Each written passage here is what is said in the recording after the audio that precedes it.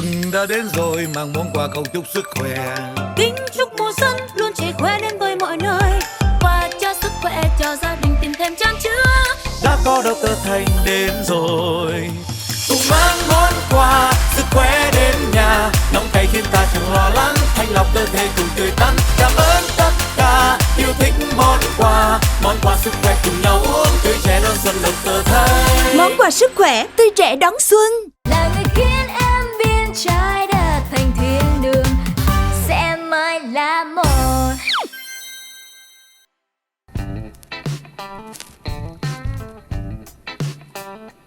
Đừng có động đậy nè. Trời ơi, Ngọc ơi em đi đâu mà để chị chịu khổ như vậy? Nè, ba làm đạo diễn cái gì để giờ phát họa nhân vật chính thôi mà làm gì mình lâu dữ vậy? Thôi làm cái gì cũng không có chuyên nghiệp hết trơn. Thật ra nãy giờ tôi đã phát họa bà xong hết trơn rồi.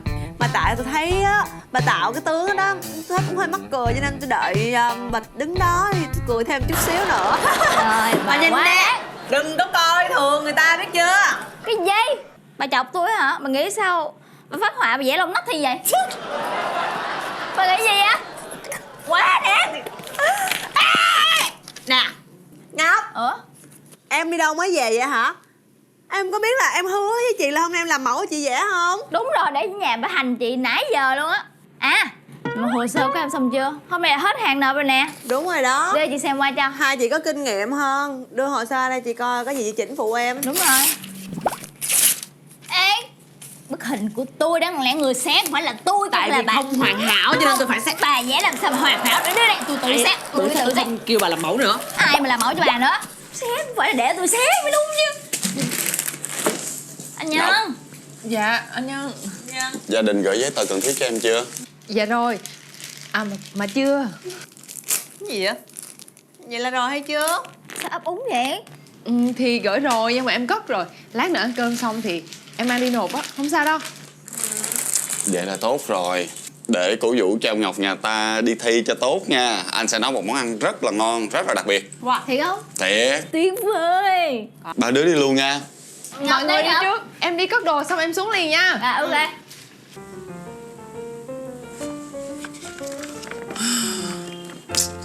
Trước khi đem nộp phải giấu thiệt là kỹ mới được. Mình muốn là vậy thì thành công.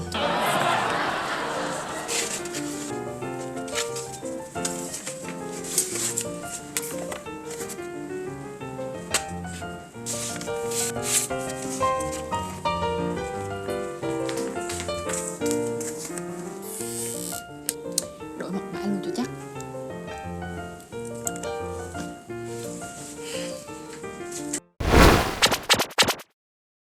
Ủa, anh Nhân nấu cái gì có cua lột nè, nhìn hấp dẫn rồi đó, em thích ăn cua lắm. Cua lột sốt mứt dâu. Wow. Cam nè. Có dâu nữa cà nữa, hôm nay Sao mình nhiều ăn chất cua quá. trái cây hả?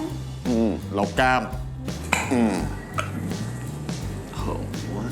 Trời thơm quá. Mứt này nhập khẩu. Mình sẽ làm nước sốt và trong đó bỏ mứt vô. À, vậy hả?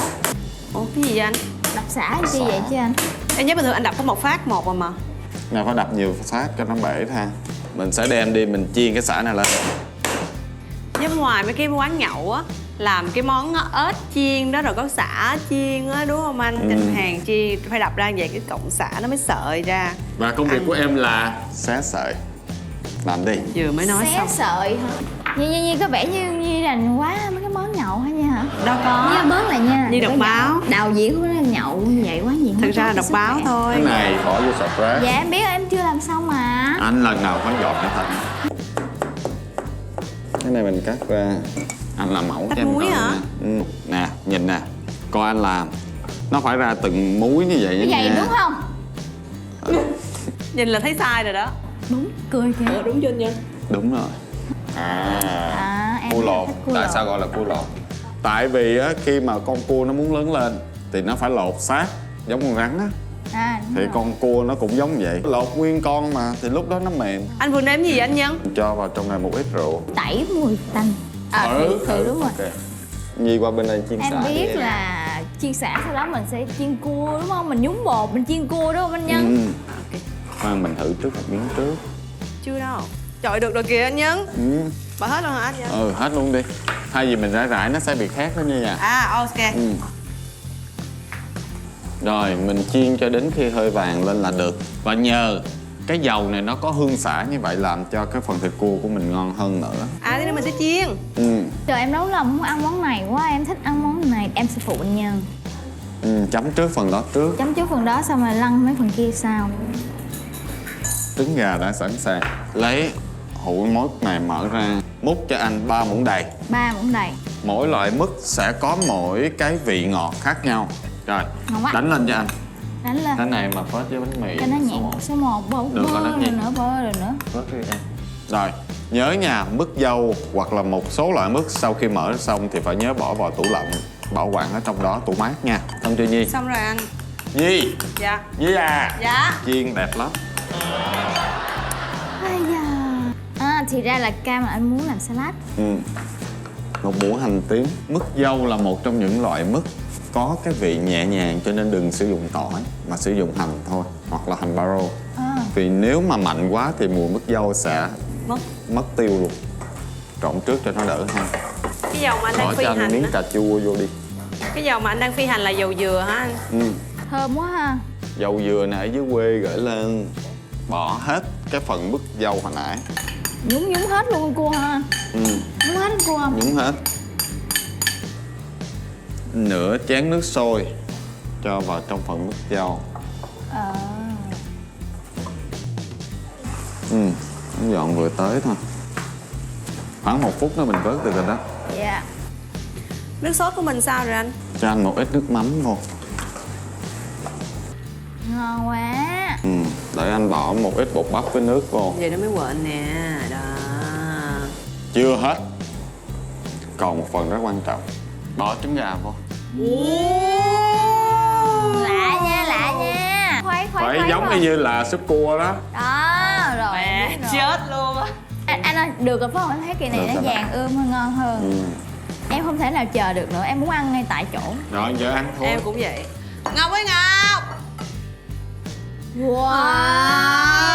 Trời ơi. Rồi xử lý đi. Xin mời để anh đẩy lên giữa nào. Bình tĩnh đó, nước kìa. Với một cái cho vui nè mọi người ơi. 2, 3, vô.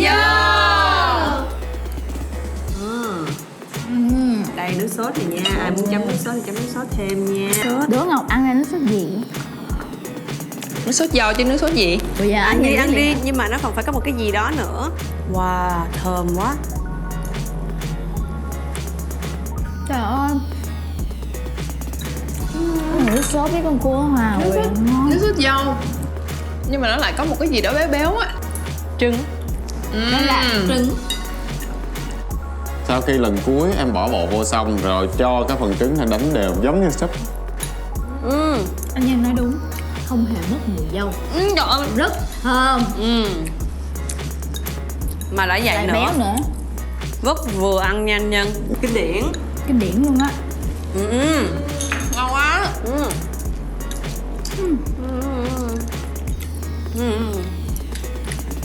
Ăn thêm đi Ngọc. Em đi ăn nè, ngon quá à. Em có việc quan trọng phải đi, em đi cái đã. Mọi người ăn nhớ chưa lại cho em nha. Tôi đã nói rồi. Rất mờ ám nha. Đưa đây anh. Tụi phải đi đây. Cảm ơn anh Nhân.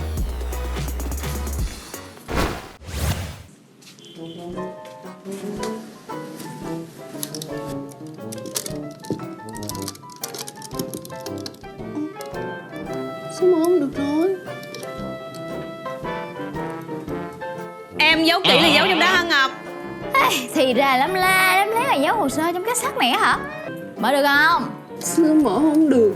Đừng la nè, tôi mở cho. Gì tưởng đâu, tức đâu. Cái này là mật khẩu chị gái, để chị mở sao em biết được.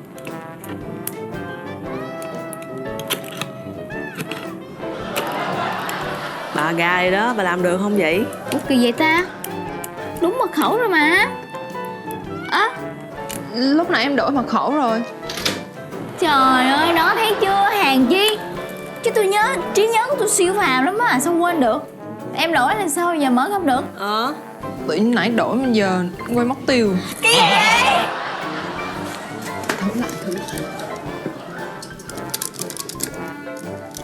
Chết rồi, hôm nay thằng Cún nộp hồ sơ. Sao bây giờ? Rồi, Xuống.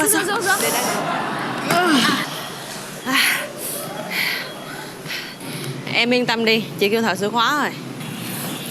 Không ấy Xuống đặt rồi, xuống. luôn cái tủ này mở lấy cho em. Đó, cái nộp luôn. Gì? Hết hàng nộp hồ sơ.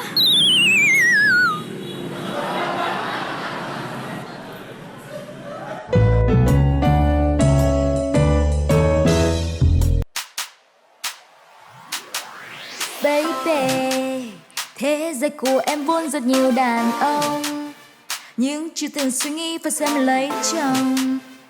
Ôi cuộc đời màu hồng. Baby, như bao ngày em vẫn thức dậy thật trễ, kéo cô bạn vô bếp vô cùng đam mê, chỉ nấu và ăn thôi, oh yeah. Rồi ai kia mang bao món ăn ngon cho em bồi hồi. Thứ hai, thứ ba, thứ tư, thứ năm, thứ sáu đến cuối tuần. Ngày nào em cũng muốn bên anh cũng những đam mê ngọt ngào. Đi nhìn vào bếp cũng là vì ai. Người em yêu nhất, làm em ngây ngất, là người khiến em biến trái đất thành thiên đường, thành vương quốc ngập tràn là nhan sắc. Về nhà thật mau để mình cùng nhau làm những món ăn ngon vui tận cùng với đời. Tình yêu và nấu ăn sẽ mãi là một.